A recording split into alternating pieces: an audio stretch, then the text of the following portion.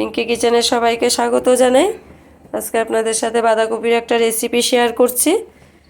বাঁধাকপিটাকে একটু ভালোভাবে ভাপিয়ে নিলাম, একটু নুন দিয়েছি। আর এখানে হাঁসের ডিম নিয়ে নিলাম 3টে, পেঁয়াজ কুচি আর মশলা দেবো এখানে একটু আদা, 1 চামচের মতো জিরে গুঁড়ো, কয়টা কাঁচা লঙ্কা। ডিমটাকে আগে নুন হলুদ দিয়ে ঝুরি ভাজি করে নামিয়ে নেব, তারপর দেখাচ্ছি কিভাবে রান্নাটা করছি। দেখতে থাকুন পুরো ভিডিওটা। একটু নুন হলুদ দিয়ে দিয়েছি, দিয়ে ঝুরি ভাজি করে নেব। ভাত রুটি পরোটা সব কিছুর সাথে ভালো লাগবে। সবসময় তো নিরামিষ আমরা খেয়ে থাকি, আজকে একটু অন্যরকমভাবে করছি। ঝুরি ভাজিটা নামিয়ে নিচ্ছি, তার থেকে আর বেশি লাল করে ভাজবো না, একটু হলুদ থাকে অবস্থায় নামিয়ে নিচ্ছি। তেল গরম বসিয়ে দিলাম, দিয়ে দিচ্ছি গোটা তেজপাতা, দিয়ে দেবো ফোড়নের জন্য জিরে ফোড়ন। এখানে আমি ছোট সাইজের 4টা পেঁয়াজ নিয়েছি, কুচিয়ে নিলাম, দিয়ে দিচ্ছি পেঁয়াজগুলি।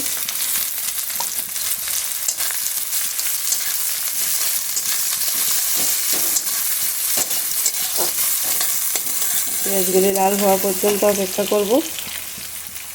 পেঁয়াজটা অল্প ভাজা হয়ে যাওয়ার পর মটরশুঁটিটা দিয়ে দিলাম। মটরশুঁটিটা একটু ভাজা হয়ে গেলে মশলাটা দেব। মটরশুঁটিটা ভাজা হয়ে যাবার পর মশলাটার সঙ্গে একবার একটু হলুদ আর একটু চিনিও দিয়ে দিলাম, দিয়ে একটু ভালোভাবে কষিয়ে নিচ্ছি। হলুদ কিন্তু আমি বেশি দেব না।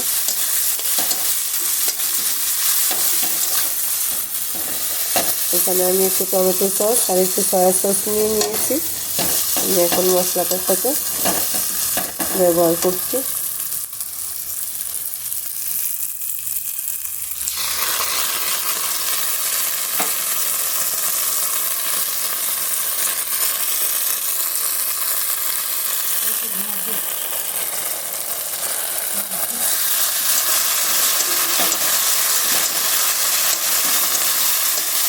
সবগুলো ভালোভাবে মিশিয়ে তারপর আমি ভাপানো কপিটা দিয়ে দেব।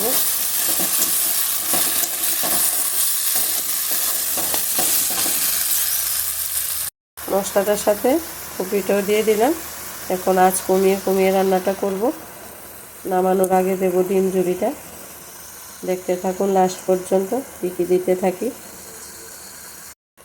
এরকম যখন হয়ে এসছে, জলটা অনেকটা টেনে গেছে, এখন আমি ডিম ঝুরিটা আর ধনেপাতা কুচিটা দিয়ে একটু সময় রাখবো, 5 মিনিটের মতো, তারপর নামিয়ে নেব। তারপর রুটি দিয়ে খেয়ে দেখতে পারেন, ভাতের সাথে দেখতে পারেন।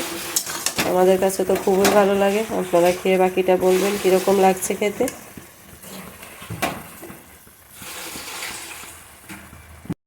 দেখুন বন্ধুরা, ডিম ঝুরিটা দিয়ে দিলাম, দিয়ে নাড়াচাড়া করে দিয়ে দিচ্ছি ধনেপাতা কুচিটা।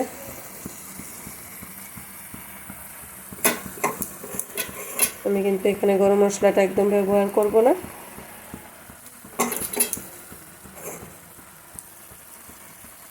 দিয়ে একটু নাড়াচাড়া করে নিচ্ছি।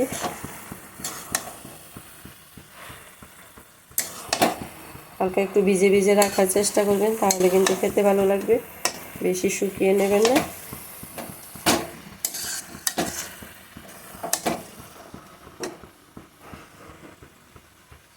কীরকম লেগেছে কমেন্ট করে জানাবেন। যদি ভালো লেগে থাকে একটা লাইক অবশ্যই করবেন। আমার চ্যানেলটাকে সাবস্ক্রাইব করে আমার পাশে থাকবেন বন্ধুরা। আজকের মতো ভিডিওটা এখানে শেষ করি। ধন্যবাদ সবাইকে, ভালো থাকবেন, সুস্থ থাকবেন। পরের কোনো ভালো রেসিপির সাথে আবার দেখা হচ্ছে।